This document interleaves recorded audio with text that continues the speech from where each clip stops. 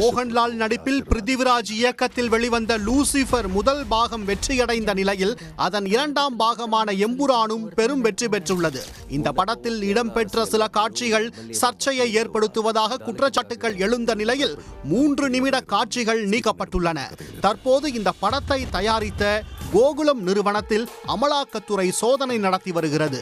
சென்னை, கேரளா உள்ளிட்ட பல இடங்களில் நடக்கும் அமலாக்கத்துறை சோதனையின் பின்னணி என்ன?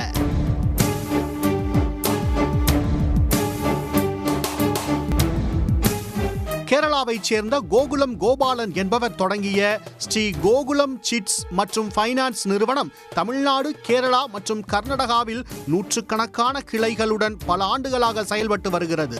இந்நிறுவனத்தின் தலைமை அலுவலகம் சென்னை கோடம்பாக்கத்தில் இயங்கி வரும் நிலையில் இன்று காலை முதல் அமலாக்கத்துறையினர் கோகுலம் டவர்ஸ் என்ற அந்நிறுவனத்தின் அலுவலகத்தில் சோதனையில் ஈடுபட்டு வருகின்றனர். கொச்சி அமலாக்கத்துறை அலுவலகத்திலிருந்து 10க்கும் மேற்பட்ட அதிகாரிகள் இந்த சோதனையில் ஈடுபட்டுள்ளனர். கோகுலம் சிட்ஸ் மற்றும் ஃபைனான்ஸ் நிறுவனத்தின் நிறுவனர் கோகுலம் கோபாலன் கோகுலம் சினிமாஸ் என்ற பெயரில் தமிழ் மற்றும் மலையாள திரைப்படங்களை தயாரித்து வருகிறார். சமீபத்தில் பிருத்திவிராஜ் இயக்கத்தில் மோகன்லால் நடிப்பில் வெளிவந்து திரையில் ஓடிக்கொண்டிருக்கும் எம்புரான் படத்தை சுமார் 180 கோடி ரூபாய் பொருட்செலவில் தயாரித்துள்ளார். இந்த படத்தில் இடம்பெற்ற காட்சிகள் சர்ச்சையை ஏற்படுத்துவதாக புகார் எழுந்த நிலையில் சுமார் 3 நிமிட காட்சிகள் நீக்கப்பட்டன. மஞ்சுமல் பாய்ஸ், லியோ படத்தை கேரளாவில் கோகுலம் சினிமாஸ் தான் வெளியிட்டது.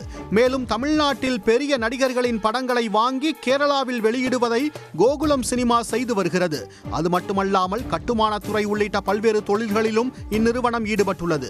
இந்நிலையில் ஸ்ரீ கோகுலம் சிட்ஸ் மற்றும் ஃபைனான்ஸ் நிறுவனத்தில் சட்டவிரோத பணப்பரிமாற்ற குற்றச்சாட்டு தொடர்பாக சோதனை நடத்தி வருகின்றனர். கடந்த 2017ஆம் ஆண்டு இந்த நிறுவனம் தொடர்புடைய 78 இடங்களில் கொச்சியை தலைமையிடமாக கொண்டு வருமான வரித்துறை தமிழ்நாடு, கேரளா, கர்நாடகா மற்றும் புதுவையில் சோதனையில் ஈடுபட்டனர்.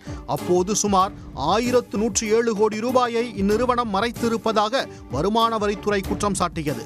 இது தொடர்பாக ஆவணங்களை பெற்று அமலாக்கத்துறை சட்டவிரோத பணப்பரிமாற்ற வழக்கை பதிவு செய்திருந்த நிலையில் தற்போது இந்த சோதனை நடத்தப்படுகிறது. இது மட்டுமல்லாமல் சினிமா தயாரிப்பு மற்றும் சினிமா விநியோக தொழில் மூலம் ஈட்டிய வருவாயிலும் சட்டவிரோத பணப்பரிமாற்றம் நடந்திருப்பதாக சந்தேகம் எழுந்துள்ளது. இதன் அடிப்படையில் இந்த சோதனை நடத்தப்பட்டு வருவதாக அமலாக்கத்துறை தரப்பில் தகவல் வெளியாகியுள்ளது. உடனுக்குடன் செய்திகளை தெரிந்து கொள்ள சன் நியூஸ் பெல் ஐகானை கிளிக் பண்ணுங்க.